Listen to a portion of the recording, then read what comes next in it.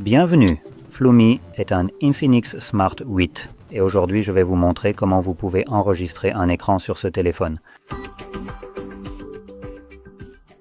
Pour commencer, vous devez dérouler vos notifications en balayant vers le bas depuis le haut de votre écran, puis balayer à nouveau vers le bas pour allonger la liste des boutons visibles.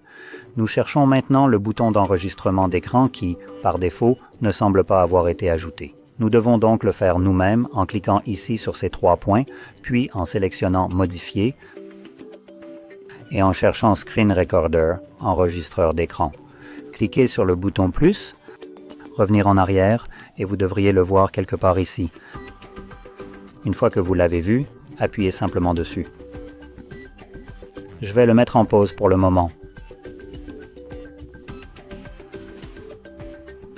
Si vous le maintenez enfoncé, vous accéderez à ces paramètres et vous pourrez y découvrir la configuration par défaut et la personnaliser un peu plus. Pendant l'enregistrement ou la pause, nous ne pourrons pas modifier certaines choses, mais nous avons des éléments tels que Record Device Sound, enregistrer le son de l'appareil, c'est-à-dire, en gros, tous les sons émis par le téléphone. Ensuite, nous avons microphone, qualité de l'image, qui est réglée sur MTP, afficher les sommets, et aussi activer le mode ne pas déranger, qui sont tous deux désactivés. Quoi qu'il en soit, reprenons l'enregistrement. Ainsi, tout ce que vous ferez maintenant sur l'appareil sera enregistré. Je voudrais ouvrir l'une des applications, mais elle n'a pas l'air d'être présente sur le téléphone, donc je suppose que je ne vais pas le faire. Ouvrons quelque chose comme Firefox.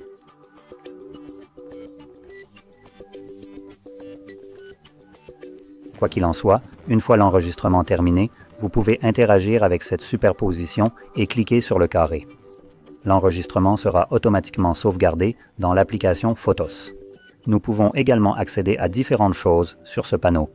Nous avons le bouton Enregistrer, Dossier, qui nous amène à un endroit où vous ne trouverez que des enregistrements d'écran, paramètres, auxquels nous pouvons également accéder en maintenant le bouton basculant et bien sûr l'option Fermeur. Maintenant, ouvrons notre application Photos, si je peux la trouver. Play Store.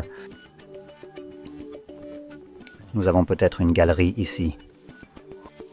Oui, nous avons une galerie, je vais donc l'ouvrir. Ici, nous pouvons naviguer jusqu'à Dossier et vous trouverez le dossier d'enregistrement d'écran.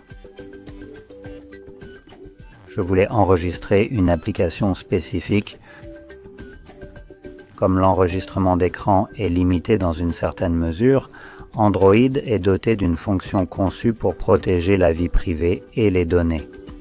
Certaines applications peuvent activer cette fonction. En général, les applications bancaires utilisent cette fonction pour éviter que d'autres applications malveillantes ne puissent voir, par exemple, vos informations bancaires et ce genre de choses. Lors d'une utilisation d'une application de ce type, si vous tentez d'enregistrer l'écran, considéré comme espionnage, vos données peuvent être protégées. D'espionnage en quelque sorte. Ce que vous finirez par enregistrer, c'est un écran complètement noir. Si vous rencontrez un écran complètement noir, sachez que c'est l'application qui vous a empêché de l'enregistrer et que vous ne pouvez rien y faire. Si j'attire votre attention sur ce point, c'est parce que, pour des applications comme les applications bancaires, c'est très bien. C'est ennuyeux, mais ce n'est pas grave.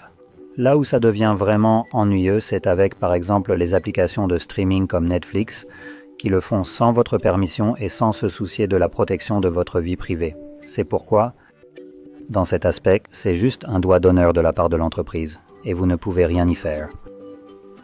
Cela dit, j'espère que cette vidéo vous a été utile, et si c'est le cas, n'oubliez pas d'appuyer sur « J'aime »,« Je m'abonne » et merci d'avoir regardé.